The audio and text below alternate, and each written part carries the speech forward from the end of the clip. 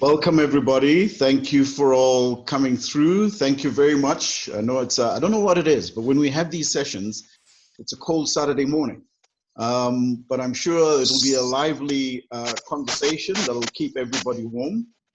And once again, on behalf of Value Ed and the team at Value Ed, thank you for coming through.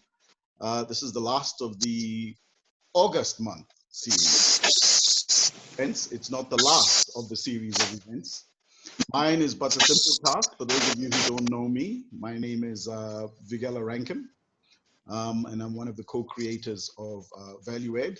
With us, we have a couple of the Value Ed team. We've got Refilwe, who's another co-creator and the host today, who I'll be handing over to.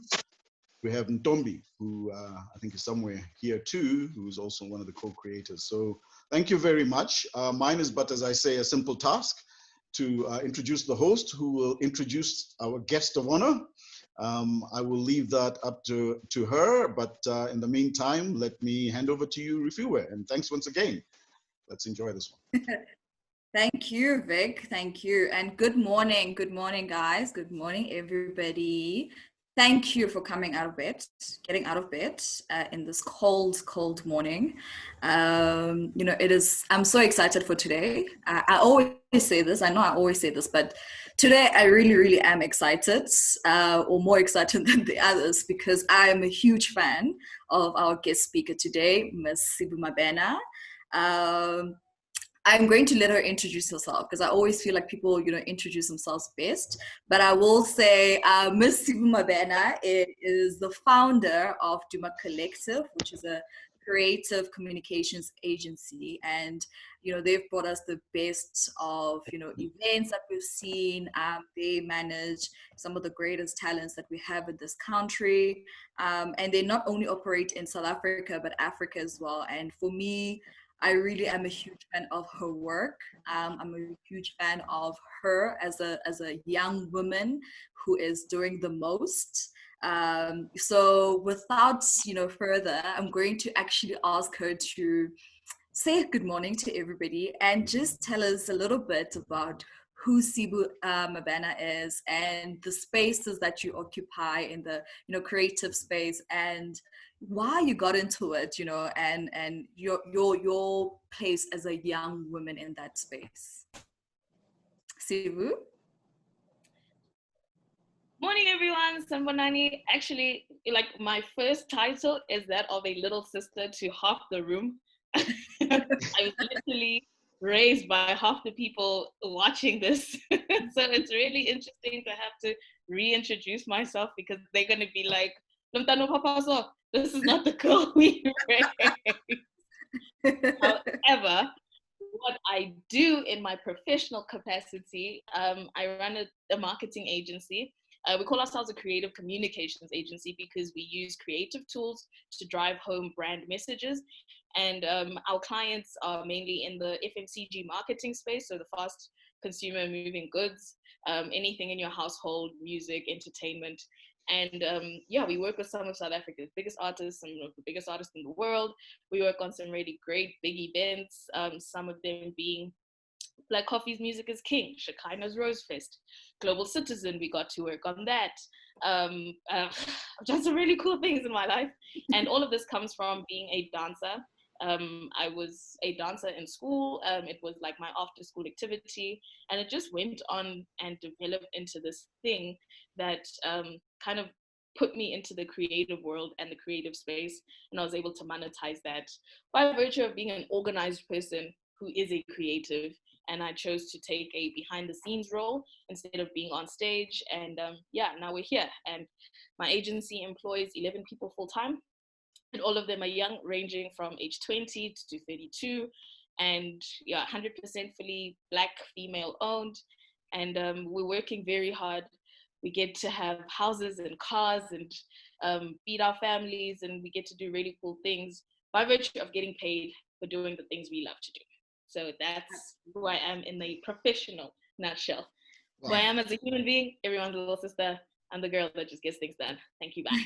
Oh, that's amazing. That is like really, really amazing. Well, I think it'll be fun because, like you say, everybody here knows who you are. So for those of us, I'm looking for those people to ask the questions. Actually, all your big sisters here should be the ones actually asking all the questions, because we do want to have a very interactive session today. We're talking about amplifying the female voice in whatever capacity, whatever industry. For the month of August, this is our third and final event, but we do want to continue having these events because, for us at Value Ed, it's not enough to just talk about, female empowerment or, women issues and the challenges that we face in the month of August, but we want to have this as a continued conversation that we know we should be having. So our first guest, obviously in the financial space and corporate, and our second guest was in the civic society space. So it's very exciting to hear on the creative space, how is the female voice heard? Is it even being heard? I'm very excited that you said, your company is 100% female owned. I think it's so important because, I believe that, it's enough is enough of asking for a seat at the table. We have to create our own tables, or, bring a folding chair if you must, to have to occupy those spaces. So I'm very excited that, you are 100% female, Black owned even, because that is another factor that's very important. So, I mean, from your experience starting off, I know you started off, 16 years old, doing, odd jobs, waitressing at the Sands. Was it difficult or was it challenging, getting into transitioning into now actually being the boss in the space, which is, like most of the industries, very male dominated as well. So was it challenging for you? I think I didn't see it as challenging, excuse me, but it wasn't easy. It wasn't simple. It didn't go without working like a slave, literally, and also dedicating myself 100% to the mission. And note I didn't say the goal because I didn't really have a goal, because the goalpost is always shifting when you're working in a space that doesn't necessarily have references for what you're doing. So the mission was, I want to be influential. I want to be able to get paid to do what I love. I don't want to go and work in a space that I don't enjoy. And also I want to be able to create platforms for other people to do the same. So I was working at the Sands on a Sunday, for example, clocking in at 12 o'clock midday and only leaving the next morning at 5 a.m. after cashing up, and then getting home at 6 when my dad is taking my baby sister who's here, or my little brother, to school, and I have to shower and get ready to get on a train to go to Tux to be in lectures all day. And then after school at Tux, I'd go and teach dancing. And then after dancing, that's when I get home to still do homework and then sleep. So all of that was just, it didn't feel like, oh my gosh, why is it so hard for me to get my things done? It just felt like the right thing to do, because what I wanted, I knew would require hard work, because I'm trying to create spaces for other people like myself.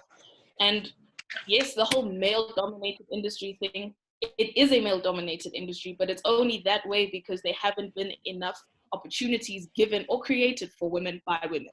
And I don't see that as a challenge. I see it as an opportunity to say, okay, here's something that we don't know exists. Let's make it, let's create it. Because as creators, we're meant to bring things to life. So the opportunities that I've enjoyed by virtue of being allowed the space by the Boys Club, for example, I've then gone on to create some of those opportunities for other women like myself. So was it challenging?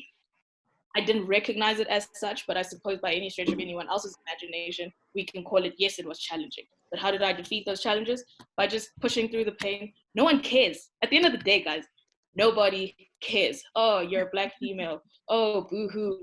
No one's listening to you. Oh, no one understands you. Okay, come with something that makes sense and show them what you're saying, and then they'll have no choice but to believe you. So I'll give you an example with events. When I work on teams with other guys, like with a group of guys, and I say, guys, we need to order 100 toilets.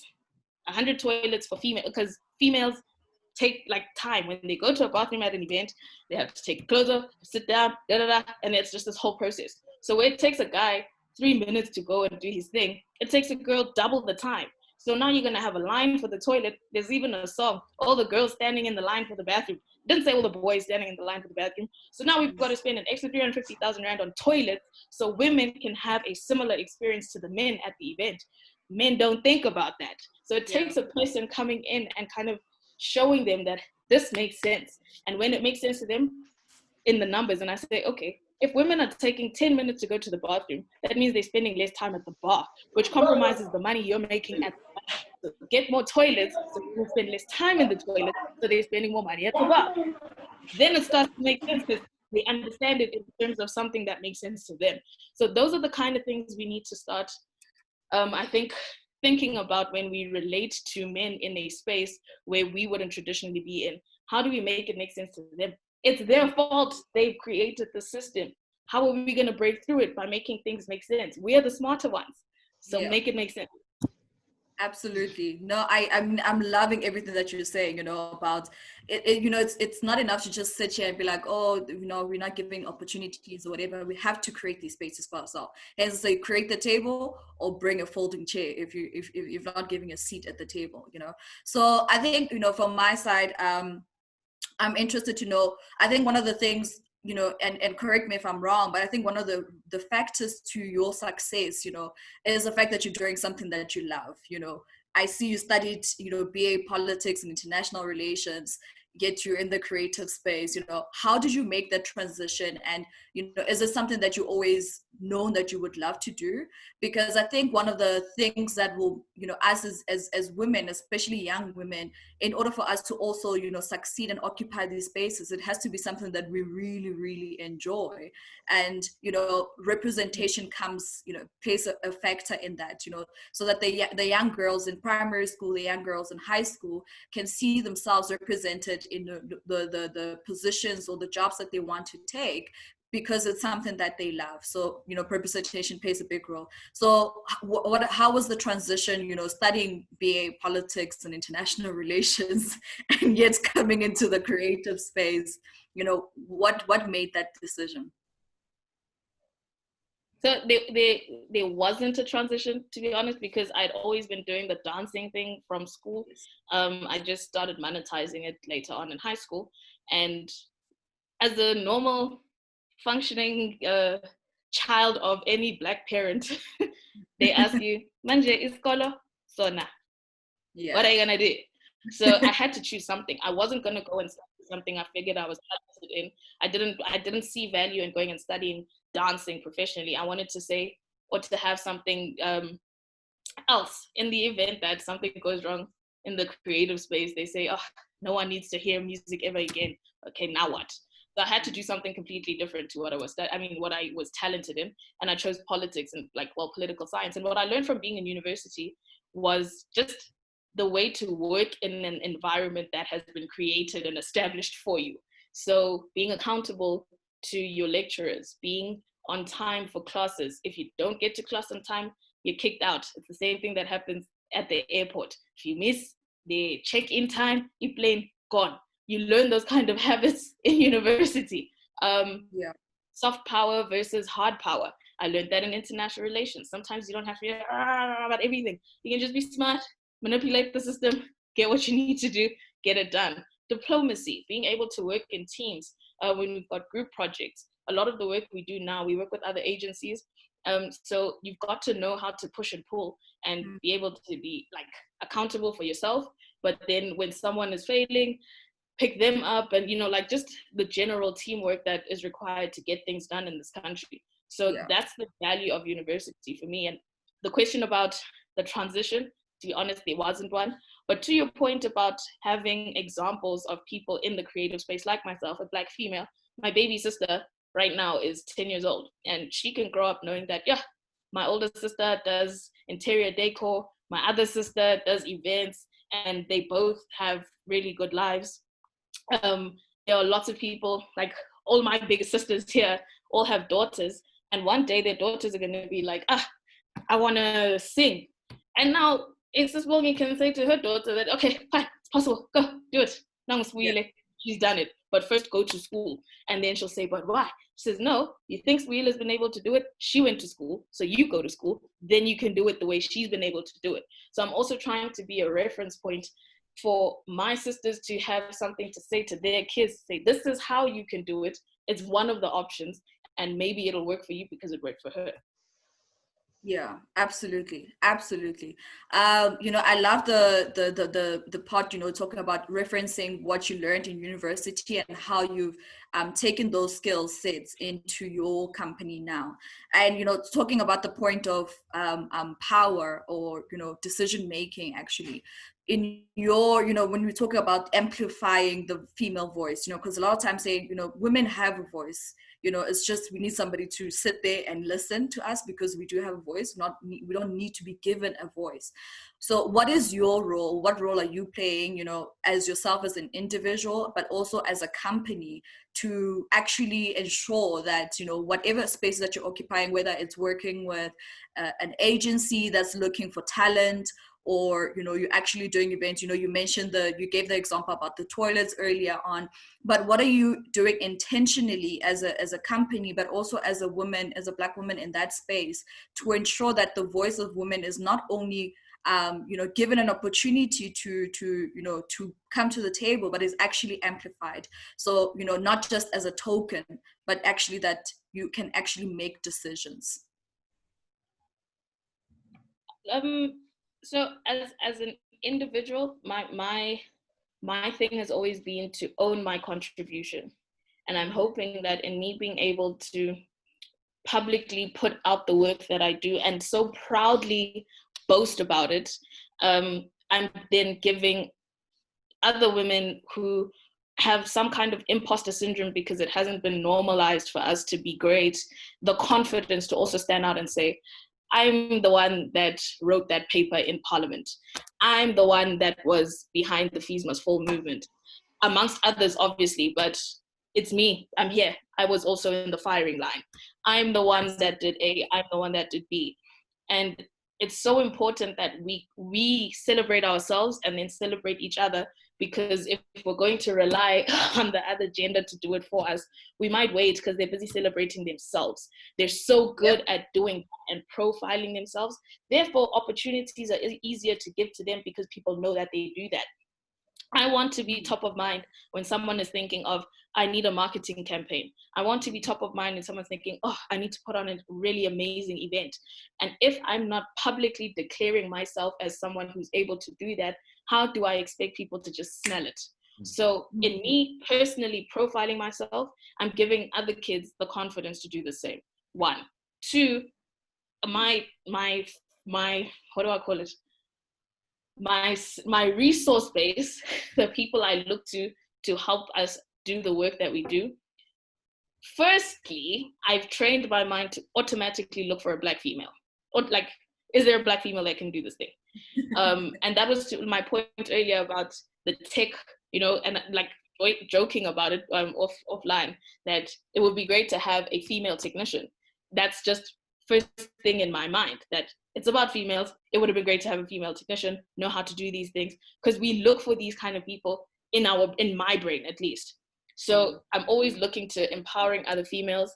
The agency network that I work with, like younger people, females, in my team, it's 90% females, and not because I'm choosing females over males, but because they are amazing females who can do what I need done. Okay, then also just try to speak a lot to females and say, girls, there are women who work behind the scenes managing some of the biggest artists in this country. There's Tuli, who manages Maporisa and Kabza the Small and Shasha and Aries. There's Mampotla, who's behind Euphonic. There's Nell and Amanda behind Black Coffee. There's Malena behind Shimza. There's Kutlano, who works with me, behind PH. And I say to them, are you seeing yourselves? Like, do you understand what you do? Yes, the boys are the ones playing. Yes, the boys are the ones making the people dance. But do you know that if you hadn't booked that gig, he wouldn't be the one playing, making the people dance? So it's sometimes just in conversation, helping people realize that this is your contribution and you need to own it. So I think those are some of the little things that I'm able to do with the time that I have and the resources that I have. I'm not yet changing the world, but I am trying to impact my community one woman at a time. Yeah, no, don't worry, you are changing the world. Like Maya Angelou said, you know, it's your legacy is just that one life that you impact in a positive way, you know. So don't worry, you are changing the world. So you know, one of your sayings, so I think your purpose in life, or you know, you've said is you want to show people that you can have fun, you know, do what you love and still, you know, get paid. You know, my question is, there's a lot of conversation in the country about entrepreneurship, that, you know, with the youth unemployment rate, you know, we need more the youth to actually get into entrepreneurship. So for you, for the young women, you know, you always loved the dance. So like you said earlier, it wasn't really a transition because it was something that you were already doing. And you just, I think I read somewhere where you said you registered the company so you can just invoice as a professional, you know. So for, you know, the young women, but also the youth in general as well, what's your advice in you know, figuring out what it is that you love and turning that into something that you can actually get paid to do? I think a lot of us still have that mentality of, I have to go to university and get the degree, and a big part of that is our Black parents, you know, but you know that you can go to university, get the degree because you need that education, but you know, maybe find your passion and turn that passion into a business, so that you can also, you know, create the wealth, so you can buy yourself nice things, but then also let's empower each other and make our economy grow. So for you as a businesswoman, as a young person, what's your advice to not just women but the youth in general in terms of figuring out what it is that you love and turning that into a business or an income? Ooh, I think I'm very privileged in that I chose something and I stuck to it. Like I started dancing when I was in creche, and that just kept going and going and going and going. So yes, I was able to figure out my passion at a young age and run with it. But I think there are a lot of young people who are exposed to so many different things.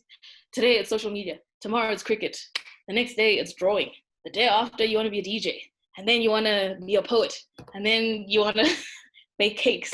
How about we are cleaner? And I find no problem with that, because there's been that thing. I think for a while I did many different things, and that was bartending, I was doing events, I was choreographing, I was doing social media. And someone said to me, when are you going to specialize in something, because you can't be a Jill of all trades and master of none? And I said, you know, this thing of being a master of something, do we not have space in the universe for people to be able to do a bunch of different things and do them well? They don't have to do them excellently, all of them, but there's something in there that you could be excellent at coordinating all the things you can do well. How about that? And I think that's what allowed me to get experience in these different fields, so that I could now create an agency that is able to monetize off of these different things that I've done. So when I say we do talent management, because I'm really good at selling brands and coordinating their lives and their businesses. We do event consulting, because we're able to do events. We can pull them off 360 from start to finish, or just handle a portion from the sponsorship acquisition, or just the marketing or the talent booking. 3, we do social media management and influencer campaigns. Because when I was a bartender at the Sands, I used to manage the social media, so I know what it takes to communicate to people and then report on it. And what I don't know, I get the right people who do know in to do it. 4, we do creative direction for live events and shows. So I can craft a artist performance from start to finish, which is what we've done for like the Samas and the Mamas and like the MTV Awards and all of that stuff, was creating the performances around the artists that have been booked to perform the show. Do they have dancers? Do they not? What kind of lighting are they going to have? What graphics are going behind the screen? What choreography are we putting on? Are we going to have dancers or not? So all of that, that's the creative direction part of it. And PR, do I know how to publicize things? Yes. And where I need traditional PR specialists, I bring them into the fold. So all of these things, I was a master of none of them, but I am the master of coordinating all of these different marketing efforts. So to the youth that doesn't know exactly what they want to do, it's fine. It really is okay. Life is long. We have a very long life. As short as life is, the days are very long, and you have an opportunity to change what you want to do. How many people do we see get to their retirement and they decide, oh man, I'm gonna open a fashion line? People's mothers are out here making clothes because they've wanted to do it all their life, but they just figured, no, this is what I'm known for. I'm a teacher. That's what people know me for, and that's what I'm supposed to do. Who am I to go out and try something else? Hey, abantu bazothini. Hey, abantu bazothini mawenza imali also. Have you thought about that?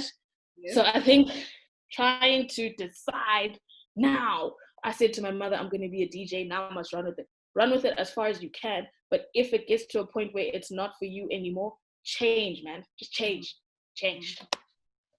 Wow.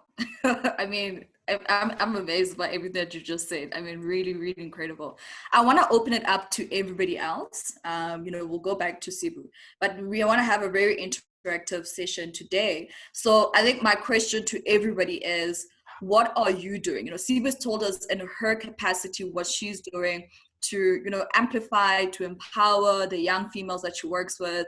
So everybody, you're a teacher, whether you work in corporates, whether you're a dancer, what is everybody in their own capacity doing? We're closing off August, Women's Month, and I'm pretty sure everybody has been to at least 3 of these events where we have high-level people and they come and talk about what the company is doing to empower women and whatever they're doing.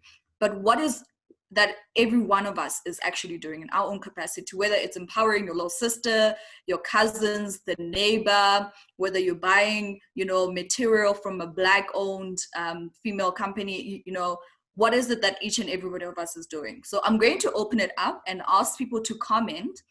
If we don't get people to start and comment, we are going to pick on you, because that's what we do at Valour. We pick on people. That's a Valour thing. That's what we do. Yes, if you come to a Valour event, just know we might just pick on you. So I'm going to open it up, please, guys. Anybody? Okay, I'll start.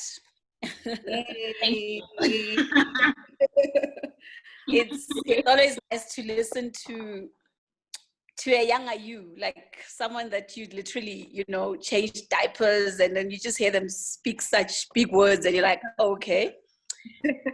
Sibu, you know that I'm passionate about mentorship, about mentoring and coaching.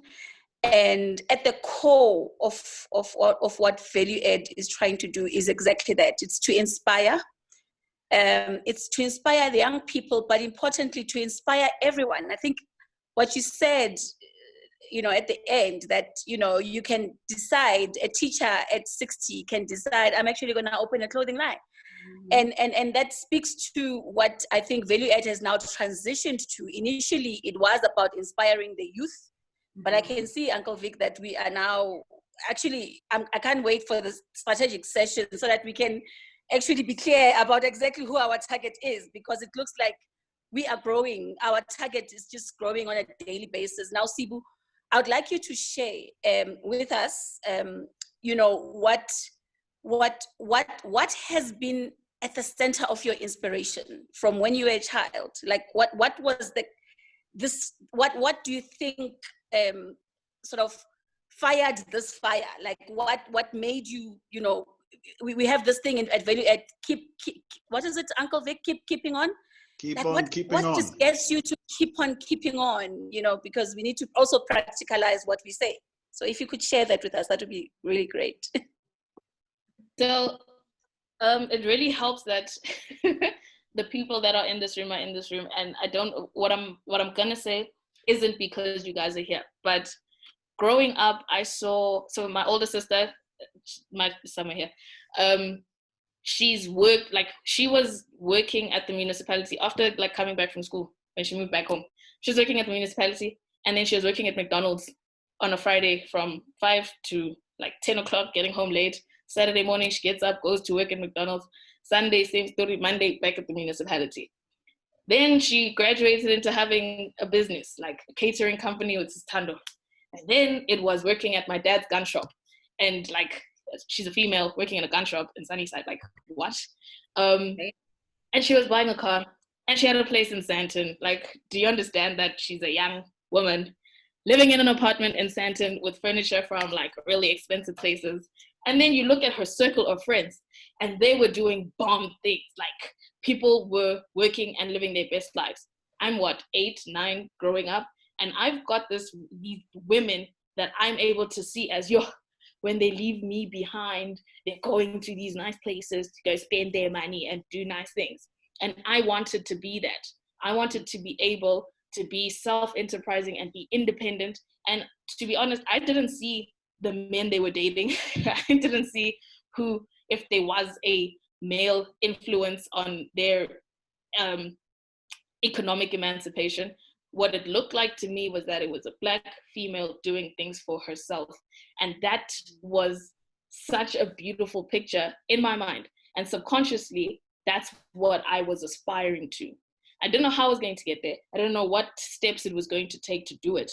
But now, reflectively, I'm able to say, oh, okay, when they were getting up to go to work, it normalized it in my brain that women can go to work. So imagine I was living in an era 60 years ago, 100 years ago, where our mothers, grandmothers were not getting up to leave the house to work. They were getting up to work at home. So my first example of people going to self-enterprise was my mom and my sister and my sister's friends. So that's what, excuse me, was my inspiration, my true and one North Star. And then now I'm able to then turn having achieved that into why I want to continue to do it is for other females to be able to do the same thing. So if I decide I'm not going to work, there are 9 women who work in my business that are going to be out of a job. And then their sisters and cousins who are looking at them won't have them as an example to look at anymore. So it's all this like deep subconscious stuff beyond just the money that we make that says, if you don't, who will? Because I had people who were doing it and were able to inspire me to do it. So yeah, that's how it happened. Now you all know. This morning, just do me. No, now you all know. What we know is that representation is important. Is as a young girl, seeing the women in your life waking up and, subconsciously, but also then, it trickled down into the decision that you made as an adult as well. So it's very, very important. I'm looking at the chat box and we have a wonderful events. Everybody's loving you, Sibu. I don't know if you know you're loved like this, but everybody's loving you. So inspiring. Mandisa says, I used to hold, with regards to, what has she been doing in her capacity. And she said, I used to hold phenomenal women events where we'd appreciate women for women. And it is so important. Sibu also mentioned this earlier, that we as women have to start celebrating ourselves and appreciating ourselves. And then also let's appreciate and celebrate our fellow women as well. It's so, so important because the other gender is not going to celebrate us, they're busy celebrating themselves. Mahlati Princess Sibu, you're such an inspiration to young female entrepreneurs. It's very true. I consider myself a young female entrepreneur now, and you definitely are one of those people who inspire me. Pumzile Mbanjwa is saying, I'm in the learning and development Kamhlangu, and also just started oh yeah, and then she also just started her own company during lockdown. So very, very inspiring. And it's it's great to see she's you're in the creative space, and she just started a company in IT, but the inspiration is always there. So you can look to people outside of your even your industry or whatever it is, that look outside the box. Inspiration is everywhere. Vic, I think you wanted to say something. No, I just said you've got Nompendulo and Megan who got their hands up. Oh yes, Nompendulo, please. Our honorable speaker in Parliament.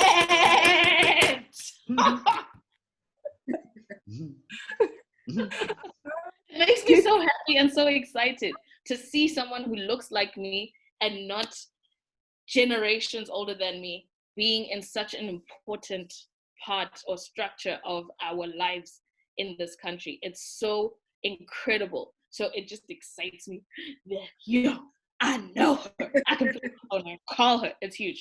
It's huge. It's a big deal. Never stop celebrating how big of a deal it is. It is not normal yet.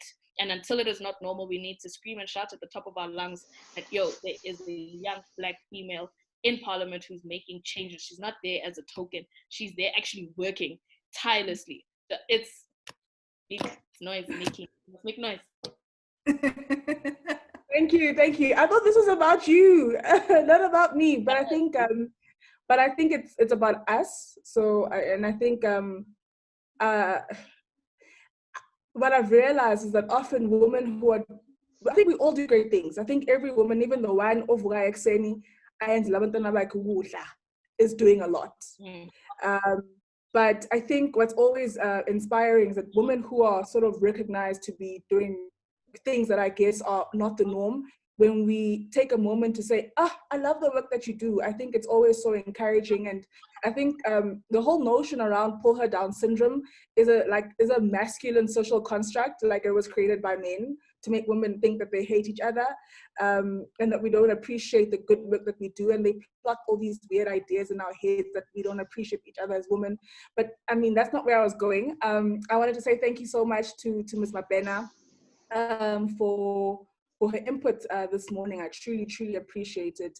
I'd like to perhaps just make comments to affirm some of the things that she said. Typical of an MP, I've jotted them down so that I don't veer off. But the first one was with regards to having a gendered approach to infrastructure development. So Sibu speaks of it in the sense of her events, where at the event you must make sure you have enough sanitary spaces, or let me just say toilets, right?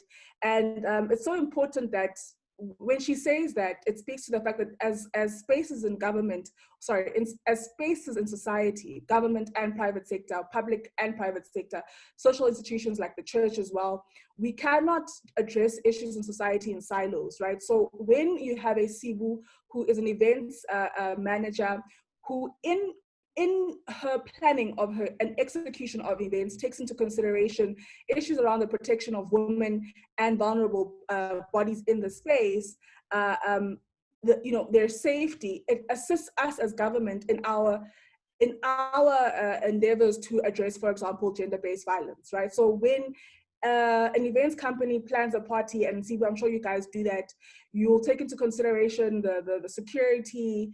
The issue around the toilets is actually a reproductive health issue, because our bladders are very sensitive, and we get like infections much quicker as women. So to ensure that your spaces are sanitized, you're actually contributing to the well-being in terms of health of the woman, right? So if we have more women in certain spaces who are conscious to what you're doing, so you're not just creating, like, it's not only about the money, which you were speaking about at the end, right? It's actually also about helping public sector to address or meet its needs in terms of catering for society. So it's eventually what I'm saying is that we cannot operate in silos, and it's really great to hear a person who is in a different space of society speaking about how they will work towards protecting the rights of women in certain spaces. And then, I mean, when you spoke about this, I thought about Parliament. In the old Assembly of Parliament, you literally don't have like restrooms for women closer to the chamber, because in its incision, we weren't supposed to be there. The Deputy Secretary General of the ANC, Jesse Duarte, even goes to speak about the pavement around Parliament. Your heels will always get stuck there, right? So in the gendering of infrastructure is so important. And then that's my last point, I guess. Doing what you love. I did a Bachelor of Science in Geography, and like now I'm venturing into education, and I want to build a school. So I think it's very important also for us to continue in the work that you do, to highlight to young people that our academic disciplines do actually cross-cut into work that we'll eventually do. I like the fact that in some institutions in the world, they actually make people do a BA as their foundation, because it actually cross-cuts, like across other disciplines. So even if you did, like you've spoken, for example, about how you did your BA in international relations and how learning about soft power has helped you in the work that you do as a businesswoman, right? So yeah, I think like, can you please like continue to inspire young people out there to continue to tell women to be intentional, right? So, and to never tire to ask in the boardroom, how many women are doing X, Y, and Z? How many women have you given those tenders to? How many women, we must never tire, because men will never give up their privilege. No one's gonna give it, no one's gonna say, oh, okay, no, they're not gonna give up their privilege. So please, let's continue to do the great work that we do, Sibu. I'm absolutely inspired, particularly because you're able to explain how your dancing is part of, it's like, it's not like you didn't like dance and then, oh, now you're in like, you know, events. It's all one thing somehow. Yeah, and I mean, for example, like the whole thing of being jack of all trades, thank you for protecting us, because yeah, like I like to do a little bit of that in this, right? And if we're gonna have insurance that's gonna make sure, and medical aid that's gonna make sure that we live longer, how can we be doing the same thing for like 50 years? Come on, you know? So yeah, I'm so sorry, but like there's so much that you said that I truly resonate with, and we truly appreciate the fact that you represent Black women bodies, young Black women bodies in the way in which you do, and you continue to inspire us. So yeah, I'm so sorry. Don't apologize. Don't apologize. I mean, that was so great. Talk about representation. We have a member of parliament in the house. I mean, everybody is represented today here. So exciting. I think Megan also had a hand up. Yep, Megan did. Yeah. Good Megan morning, ladies. Hope everyone is doing well. Thank you, Megan. How are you? I'm good, thank you, Sibu. I'm absolutely inspired by you. I was listening to you speak, and throughout everything that you were saying, I was just smiling. I'm like, I don't even know who Sibu is, but I'm smiling as if, you know, I'm listening to one of my friends speaking about their achievements. My name is Megan. I'm a disability rights activist. I'm visually impaired myself. I'm a young Black female. My question to you would be that in terms of what you're doing, is it also reaching those young girls with disabilities to also be inspired by the work that you're doing, and also the representation for women with disabilities and young women with disabilities within your space and the sector that you represent? What do you think it is there? Is it there? Let me say, is the representation there? And also, how are those women being acknowledged and celebrated? And even with mentorship, the mentorship that you give out, are you making sure that it is fully inclusive in reaching that young girl with a disability who is talented and very much capable of following in your footsteps and being inspired by you? But overall, I just wanted to say, Sibu, I'm absolutely inspired by you. It is truly amazing. And thank you so much to Value Ed for bringing such amazing women on this platform. Thank you so much. Thanks, Megan. Yeah, like, okay, that definitely, I think now I'm going to be on it, like very, very, very honest and say, I'm now, as a woman, a young Black woman who is achieving and living out her dreams, I think I now know what it's like to be a man, because another layer of, I'd say, misprivilege or underprivilege is people with disabilities. And where men, let's put them at level 1, where men haven't had to care about the plight of women at level 2, men and women generally don't consider the plight of people with disabilities at a level 3.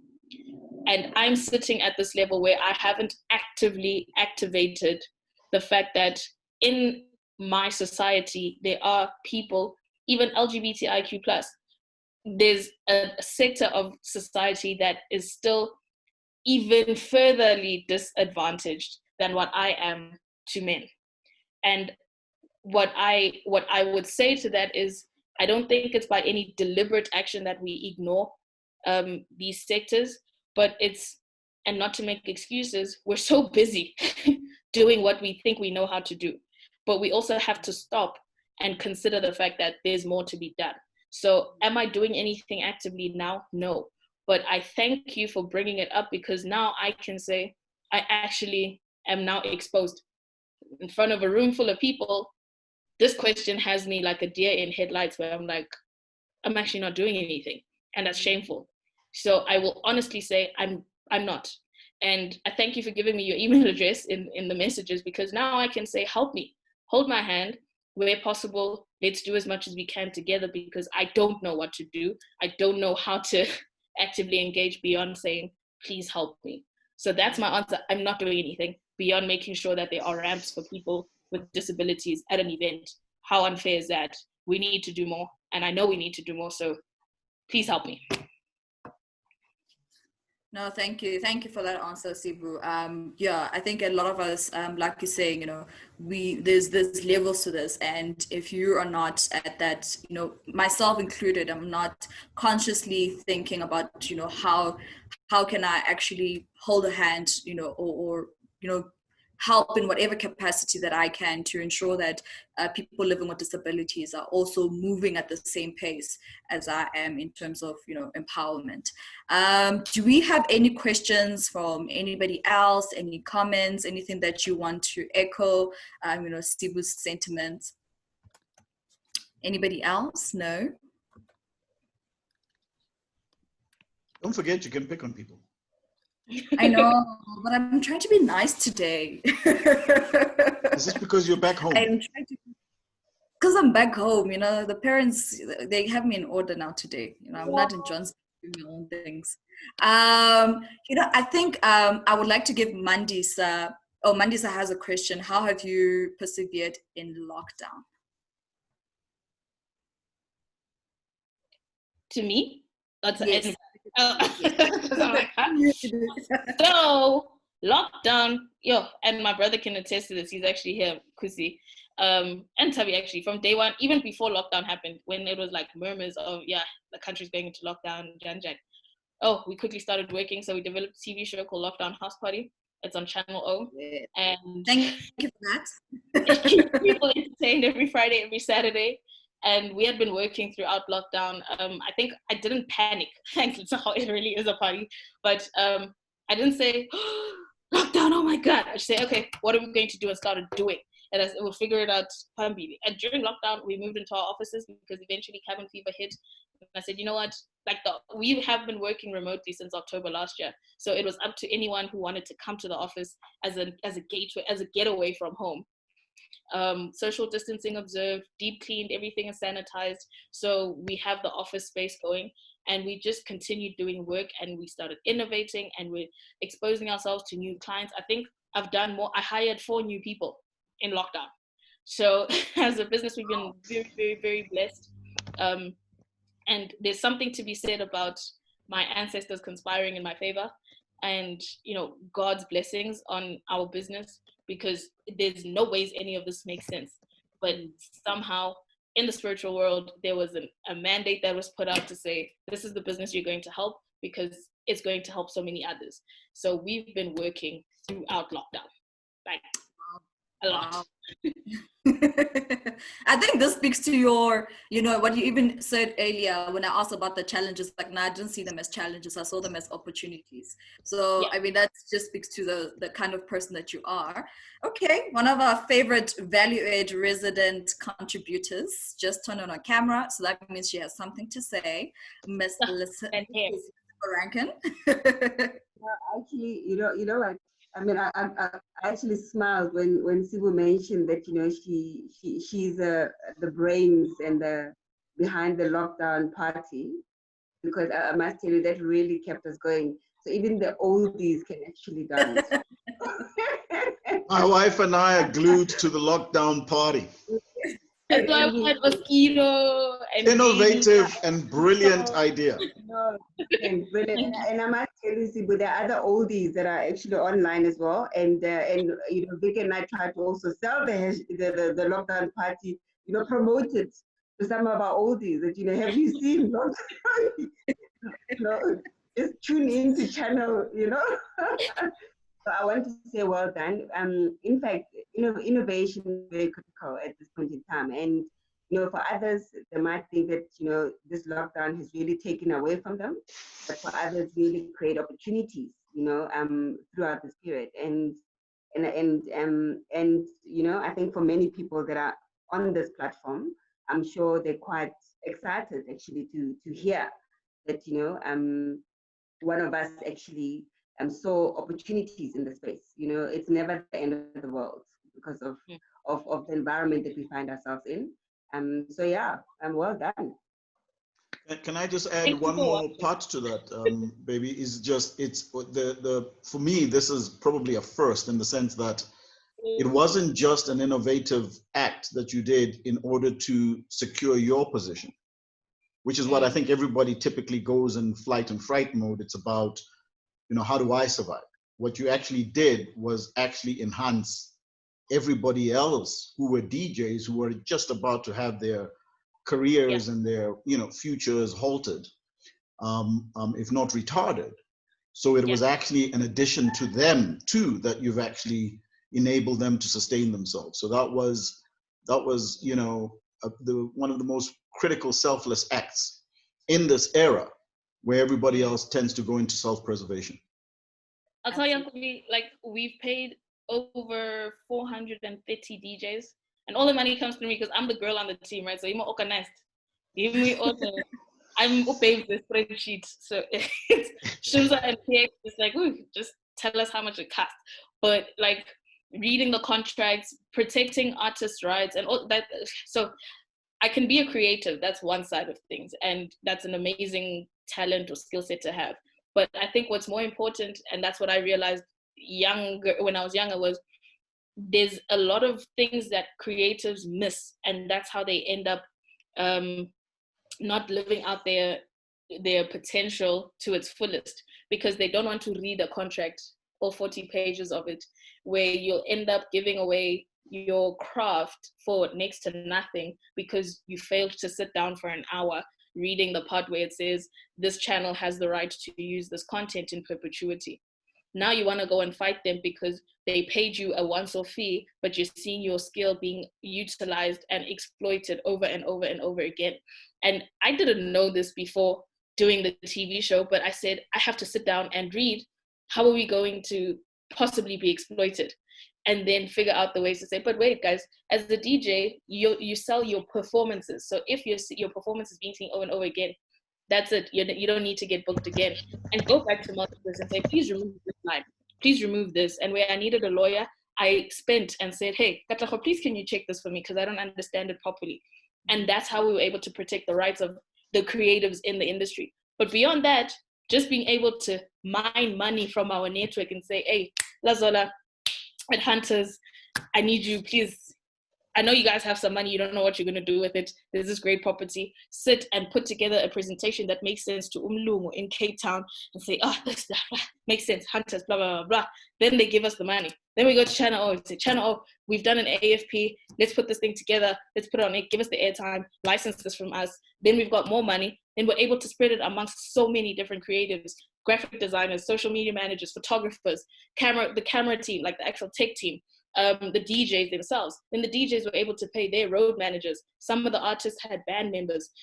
We got a makeup artist in. So there's a lot of other people who also got paid from this thing. So it's really cool that you guys watch it and support it, because without the numbers of people tuning in, there's no reason for Hunters to sponsor it. Then there's no reason for Channel O to commission it. So thank you. Thank you. Yeah. They're your number one fans. Your fan base right here. So I see Mahlatsi has the hand up, but before I go to Mahlatsi, I just want to read something from Nampendulo, and she says, I think we must also acknowledge that, you know, activism and inclusion happens in different ways. You know, if Duma Collective ensures that there's a ramp, enough lighting and other infrastructure that goes to include everyone, in itself is a form of inclusion, but we must always seek to do more. And I think this goes to all of us, you know, in whatever space you occupy, always seek to do more, but also, it doesn't have to be grand. I think, when you think about making opportunities or creating opportunities, we think it must be this huge thing that we must do, but actually just even the smaller bits that we do, like making sure that there's a ramp at an event and all of that is in itself inclusion as well. So, but that goes to all of us. Let's, in our own capacity, try and do more. I'm going to hand over to Prince now, to Mahlatsi, for the comment. Hey, good afternoon, guys. Good day. How are you? I hope everyone is well. Sibu, I'm very, very inspired by your story. First of all, let me introduce myself. My name is Mahlatsi, and I'm a third-year varsity student at the University of South Africa. I'm an intern at St. Peter's Boys School, and I'm currently studying emotional intelligence and leadership with LLC Academy. So hearing your story and where you come from and how you managed to make a success of yourself really, really inspired me to tell my story today. So I also own my own private tutoring company. So I send tutors to different places to teach those kids at homes who I need you. I need you. Okay, I'm just okay. telling you now. You've got business with me. Okay. So Just don't forget Value adds 10% commission. Guys, can I finish my statement, please? So I send out tutors to different homes to go and teach young children. I mostly hire students who are currently at school and looking for jobs, and they go and tutor young kids. So I come from a very poor background, so I thought this is my way to give back to the community since I've managed to make a success of myself also. So it's my way of giving back. Okay, so going to the question, sorry about that, guys, is how did you manage to keep your work-life balance? And the second question is it possible to be the best in different industries you're involved in? So I heard that you are in marketing and international relations.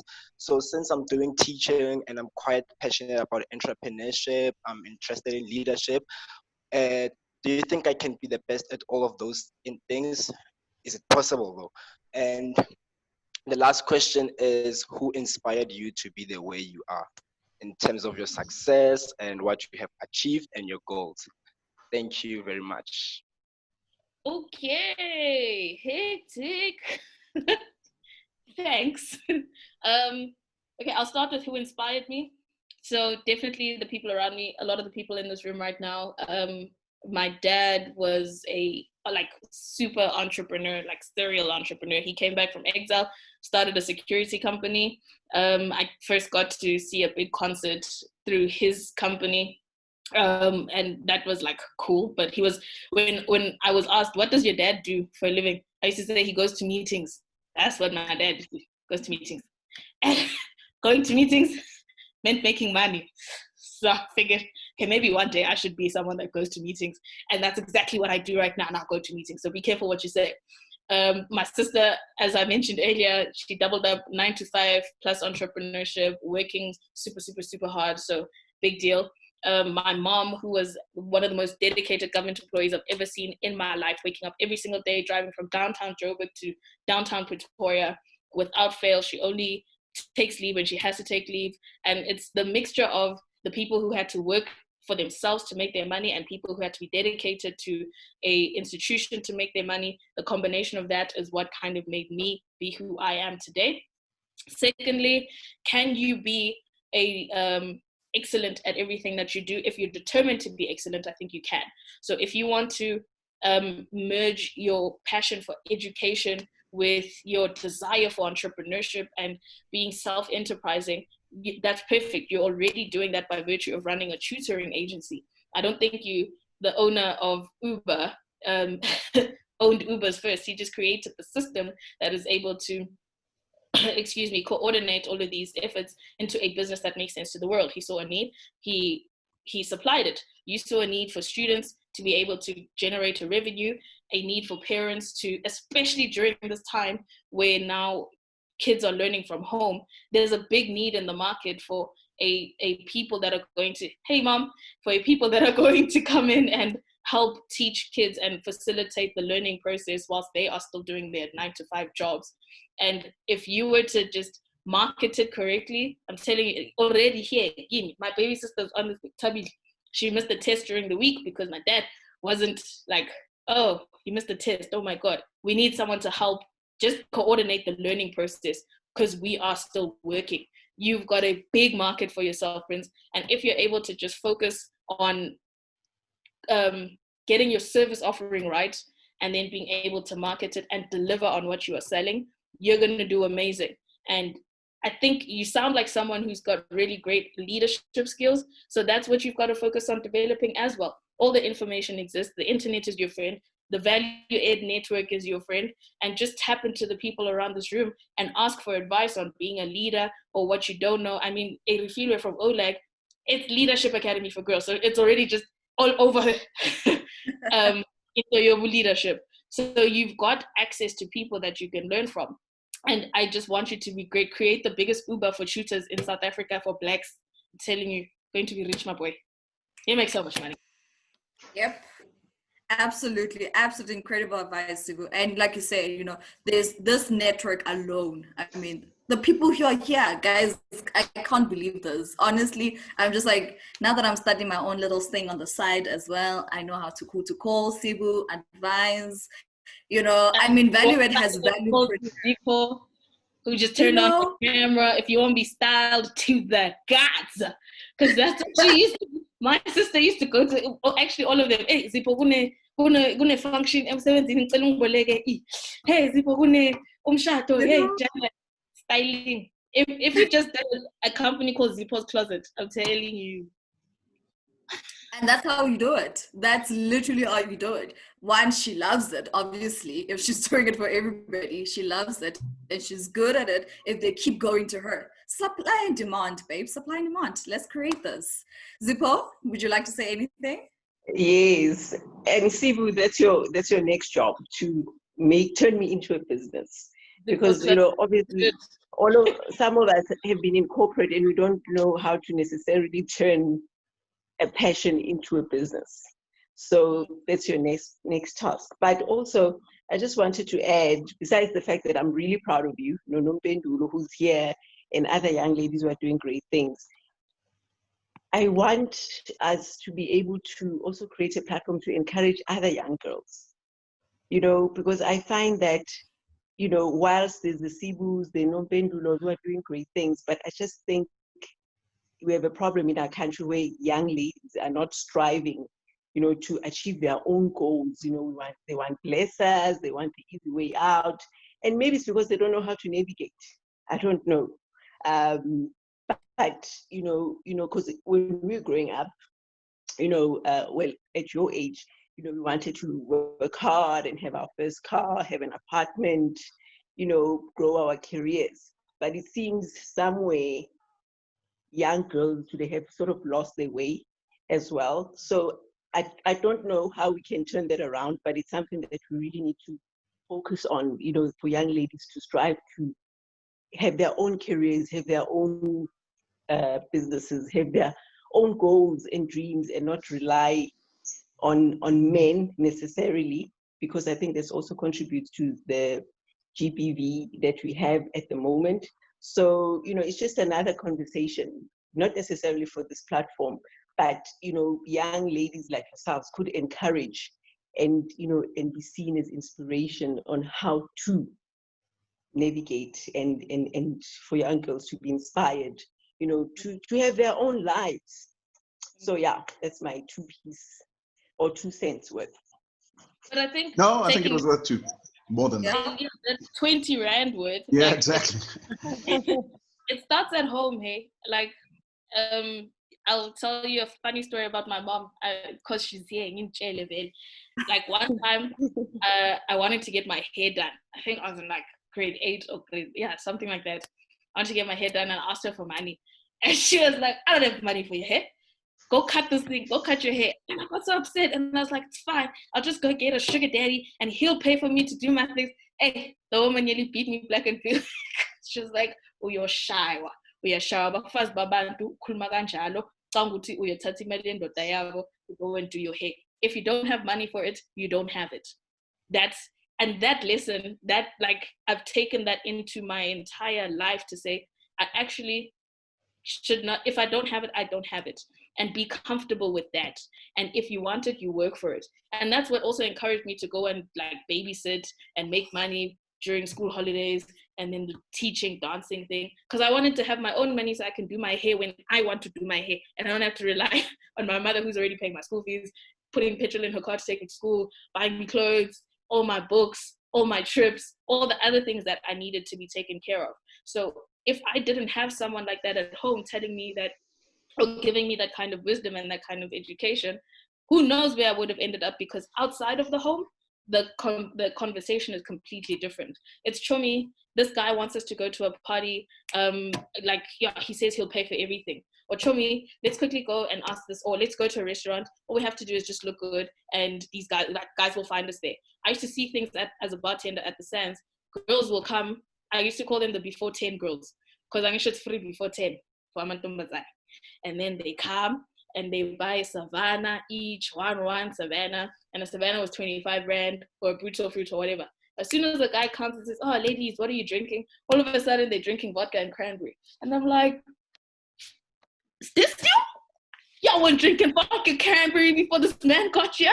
So it's like, this is what happens outside of the home. And it's something that is so hard to change. If ekhaya, it's encouraged. You get people's mothers who are telling them, or use what you have to get what you want. And how do we then change home so that kids can also then go out into the world with the confidence of ekhaya, so that you can go out into the world and go and live that kind of ethos and live those values in the world that you go into, where there's so many different messages, so many distractions, and so many other reasons why you should do it. We look on TV, you watch reality shows. There are girls who have made money from selling their bodies, and it is encouraged, it is celebrated. So how do we compete with television? How do we compete with a mass media market or medium that is communicating a wrong message, if we're not going to focus on changing the psychology at home? Yep. No, you're absolutely right, Sibu. I've seen those I've worked in the hospitality industry as well, so I know what you're talking about. And I think it's it's on us, us as, especially the young women who are doing it for ourselves, because it is nice to buy a new pair of heels, with the money that you've earned. So I think it's on us as a young women, but also, our big sisters here on this platform, our mothers on these platforms, to also let's bring these young girls here. Let's show them, you know what, actually you can wake up and work. We have Nompendulo, who's in parliament and she's young. You have Sibu, owns her own company. We are doing it, so you can also do it.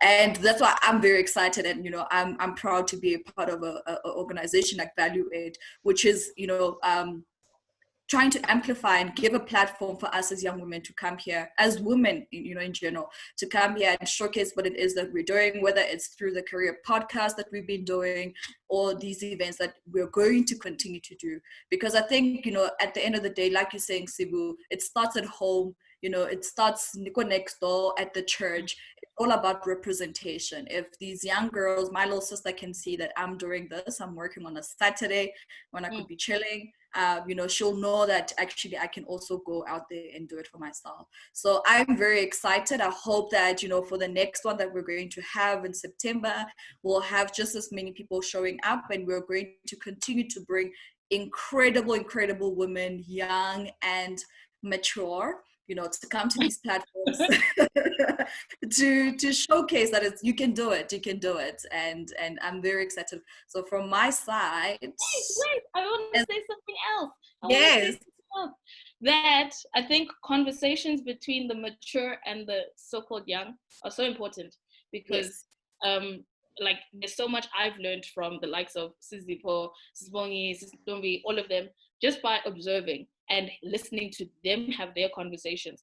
I mean, how much could I have learned about sex if I was able to have a comfortable conversation with them, about marriage if I was able to have comfortable conversations with them, about reproductive health, about business, about working in corporate. There's something to be learned about upward mobility in a corporate structure. I don't know anything about corporate, but if I were to sit with them and engage and say, but actually, when you went for your interview, how did you negotiate your pricing package, salaries, how to work in an environment, sexual abuse, GBV, all of these things are so, the information is readily available if we're able to exchange it amongst each other and have open conversations. It doesn't necessarily only take platforms like this, but these are so important. But just amongst yourselves, to all the big sisters, you have daughters, talk to them, I beg you, because if you look at Ulo and her mom, sorry, Nompendulo and Tombi, I think a big reason why Nompendulo has so much confidence is because of the confidence her mom instilled in her to say, oh, you want to go and burn the university? Go, my child. Go do it. I will support you. But she was able to go and stand for the right thing because her mother was right there behind her, standing for the right thing with her. So the relationship between mother and daughter is so important, and sister is so important, and auntie and niece and cousin, because if we're not going to be able to get knowledge from each other, then where do we fetch it?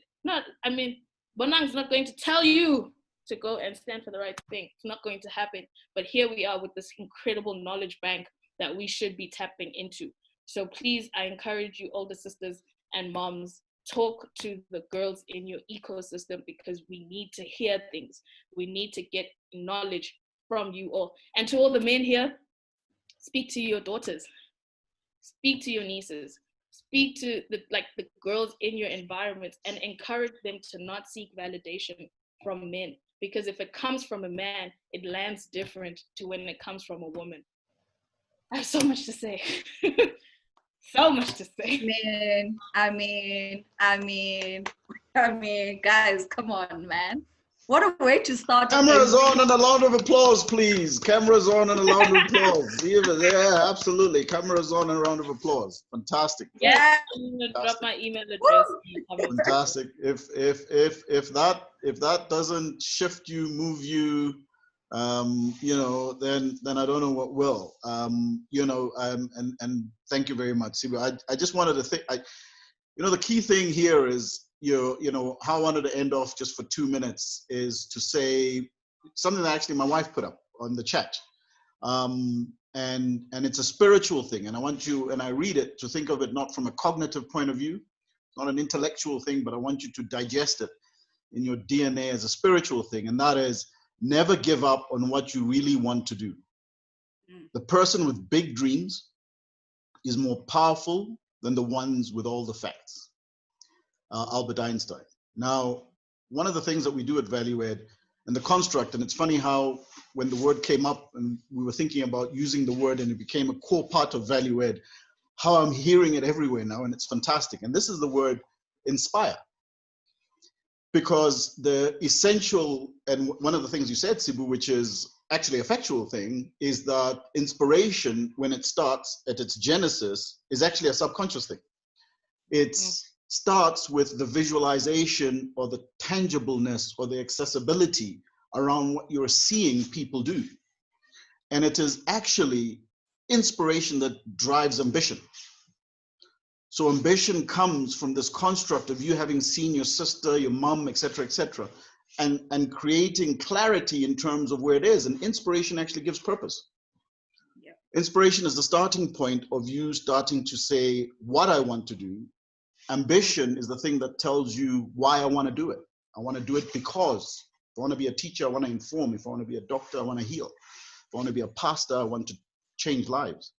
So what we try to do at Value Ed is to bring people in and inspire them, because you can't motivate what's not inspired. The foundation is inspiration, it's core. And unfortunately, the people like ourselves who've left the communities of where young people are, who need to see us, the vacuum that's created there because we've moved into other areas. I'm not saying there's anything wrong into moving into the suburbs, but it leaves a vacuum in the environments where to get out of your door and see people every day is not there. And it's essential. It's essential as a community of Blacks. It's even more essential as a community of women. And one of the things that we're trying to do is really make people believe spiritually, not cognitively, that the dream that you chase cannot be blocked or hindered by anything. And to your point, Sibu, the dreams that you chase, because the whole thing is about manifesting dreams, not a dream, dreams. And dreams require you to have diversity in what you do. And that's why you're able to take on and amplify different things. And the more you do that, the more you become spiritually ignited like you are, the more you can then, through a conscious, intentional, inspire like you've done. So thank you for that. And I really want to say, just to end off from a value add perspective, that, you know, the team, and we have a team of all women, I'm the only guy, the team is really designing itself to... Prince, honey, Prince, there's another guy. Yes, Prince, of course, Prince. The team, Prince is definitely one of the guys who's coming on. So the team has really said that they want to focus on women specifically. Actually, if you look at the people we've got about 55, close to 55 members, the majority of them are women. I can attest to that. But we want to make it intentional. We don't want to make it accidental. And to Megan's point, and to your point, the third level, we want to start digging into where the disadvantages really lie at diversity points of view in different areas. So that's where our cognitive should be in terms of really scoping that up. So what we need from you, your support. If you can, you know, we'll send out a thank you, and on the thank you, we'll send out a kind of things that you can support Value Add with. But this program will continue. We will continue with this as a monthly event, but we'll also internalize that and continue with very powerful events where we can create platforms, particularly for women, Black women, to go ahead and do their thing. So wishing you a fantastic weekend, wishing you safety as as we go into this new stage of our situation, and wishing you the belief that all things are possible for everybody in this life that we live. So thank you very much, and thank you again, and enjoy the rest of the weekend, and thank you for coming on board.